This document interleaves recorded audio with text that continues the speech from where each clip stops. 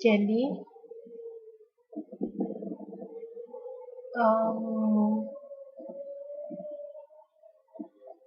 opportunity cost itu biaya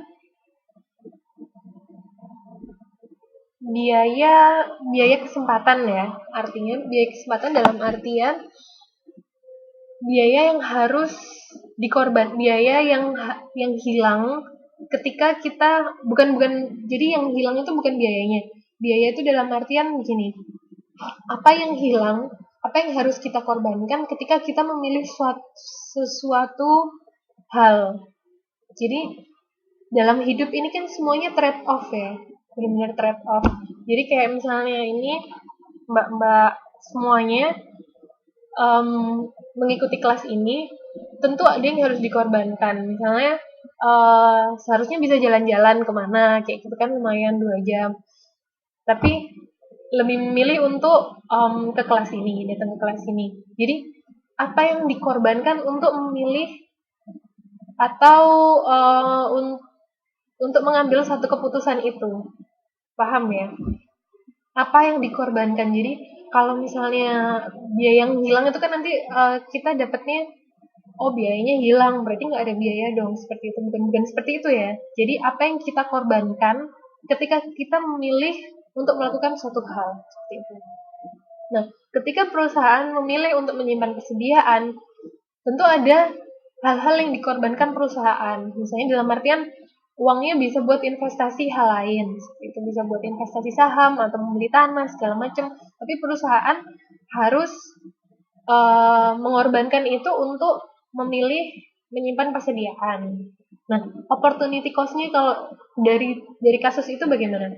Jadi kalau misalnya ada perusahaan, dia memiliki 100 juta. Uh, jadi perusahaan itu bisa menggunakan 100 juta itu untuk investasi di katakan obligasi ya dengan tingkat bunga 5%. Tapi perusahaan lebih memilih untuk menggunakan 100 jutanya untuk membeli persediaan. Opportunity cost-nya di mana? Apa yang disebut opportunity cost? Gimana kasus itu?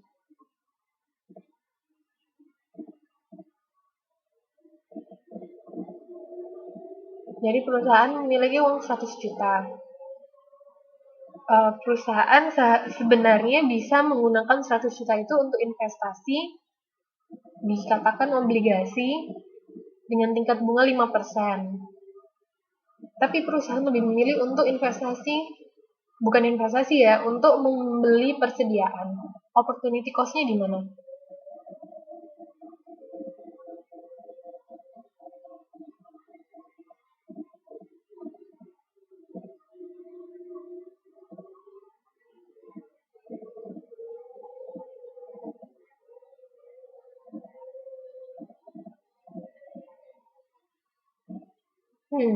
Spesifiknya spesifiknya berapa sih opportunity cost-nya seperti itu?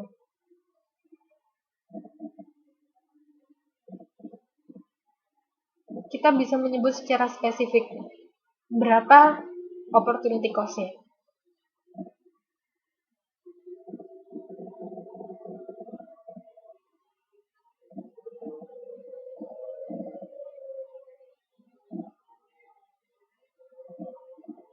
Bunganya 5%.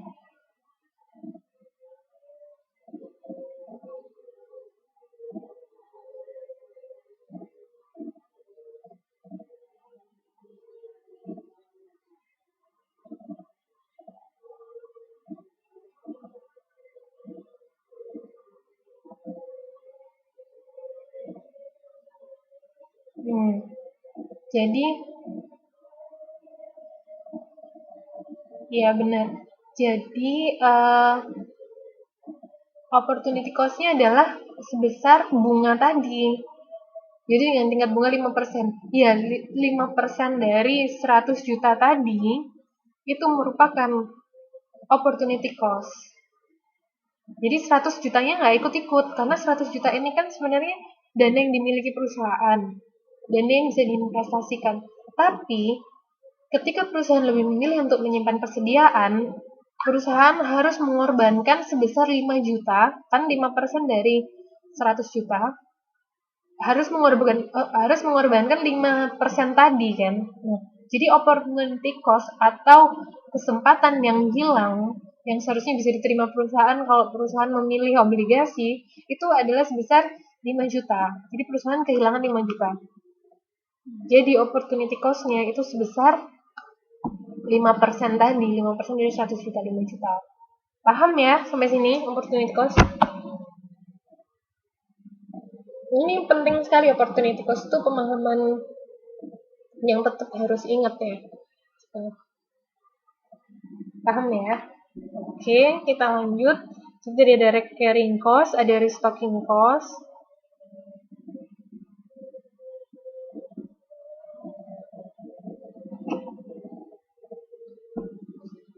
Nih, restocking costs are greatest when the firm holds a small quantity of inventory.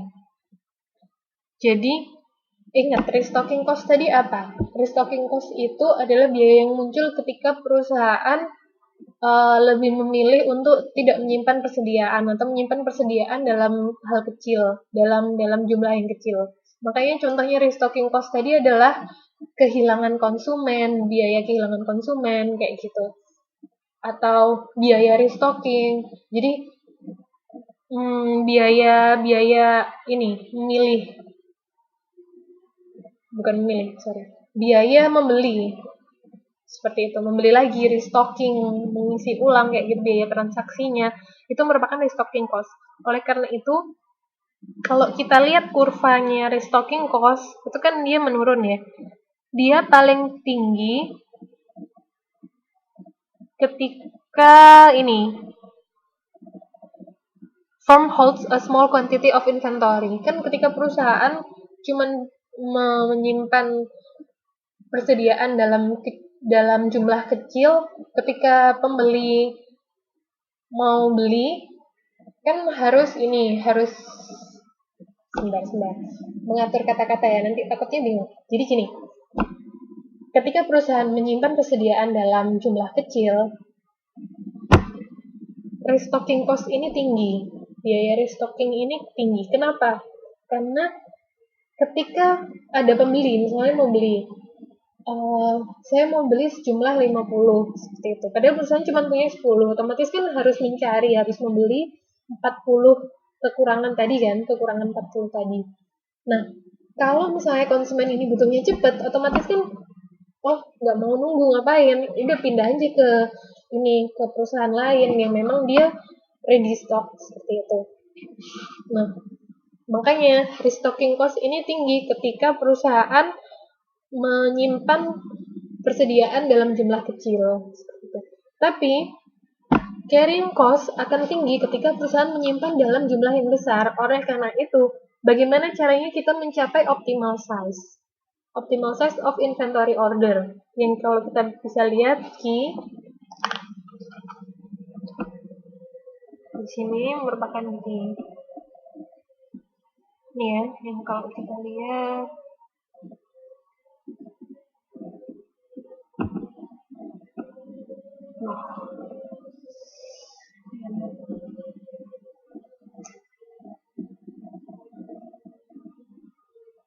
ini bisa lihat kursor saya ya.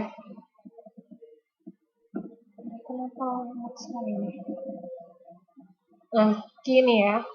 Jadi, bagaimana caranya kita bisa mencapai optimal size of inventory order?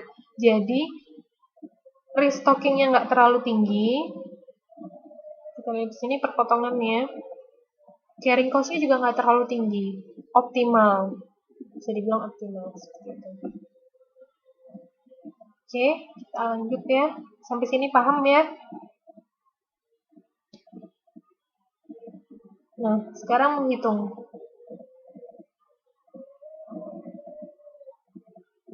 Udah jawabannya, sebentar. Ayo coba dihitung.